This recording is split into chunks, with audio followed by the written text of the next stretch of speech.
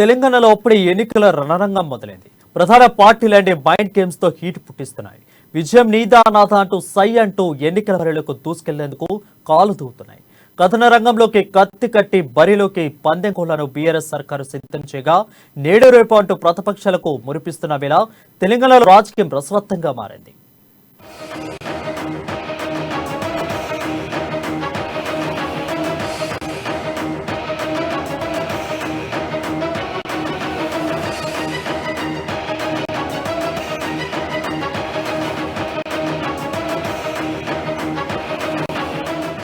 పోటాపోటీగా ఓవైపు బీఆర్ఎస్ హామీలతో దూసుకొస్తుంది, మరోవైపు డిక్లరేషన్ తో కాంగ్రెస్ జనాల్లోకి వస్తుంది.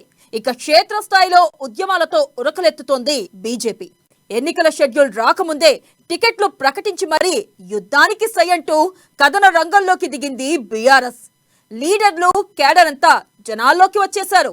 ఇప్పటికే సీఎం కేసీఆర్ హామీలతో ఆకట్టుకుంటున్నారు. చేసిన అభివృద్ధి చెబుతూ చేయబోయే పనులు వివరిస్తూ మరోవైపు విపక్షాలను తనదైన శైలిలో ఉక్కిరిబిక్కిరి చేస్తున్నారు గులాబీ బాస్.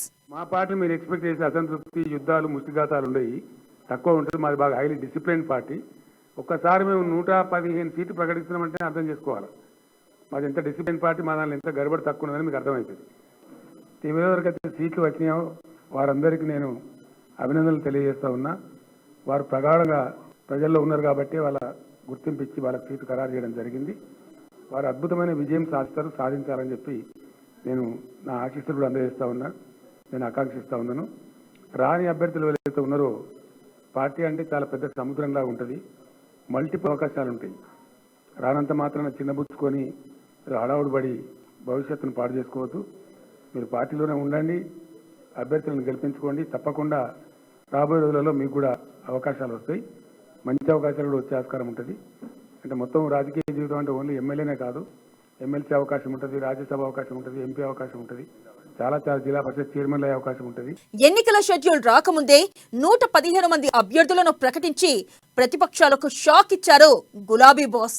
దీంతో వెంటనే ప్రతిపక్షాలు అలర్ట్ అయ్యాయి. అటు కాంగ్రెస్ పార్టీలోనూ దరఖాస్తుల స్వీకరణ ముగిసింది. ఈ నెలాఖరులో తొలి జాబితా ప్రకటించేందుకు బీజేపీ రంగం సిద్ధం చేసుకుంటుంది. అటు అభ్యర్థులను ఫైనల్ చేస్తూనే ఇటు ప్రచార యుద్ధాన్ని మొదలుపెట్టాయి. అదే కాకుండా బీజేపీ, కాంగ్రెస్ లు జాతీయ పార్టీలు కావడంతో అగ్రనేతలను తెలంగాణకు రప్పించి తమ మైలేజ్ ను కాపాడుకునేందుకు తాపత్రయపడుతున్న నేపథ్యంలో తెలంగాణలో పాలిటిక్స్ రంజుగా మారి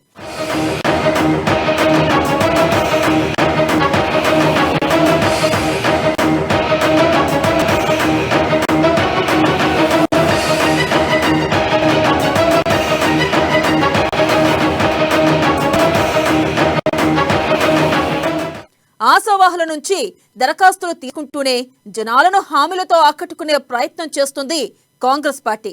ఇప్పటికే రైతులకు, యువతకు డిక్లరేషన్లు ప్రకటించిన టీపీసీసీ చేవెళ్లలో పార్టీ జాతీయ అధ్యక్షులు మల్లికార్జున ఖర్గే చేతుల మీదుగా ఎస్సీ ఎస్టీ డిక్లరేషన్ ప్రకటించబోతుంది.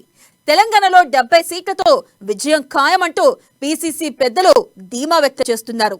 ఇక బీఆర్ఎస్ ను ఓడించాలంటే పార్టీలో అంతర్గత గొడవలకు తావివ్వకుండా కలిసికట్టుగా ముందుకు వెళ్లి బీఆర్ఎస్ ను ఢీకొట్టేందుకు అస్త్రాలను సిద్ధం చేసుకుంటుంది.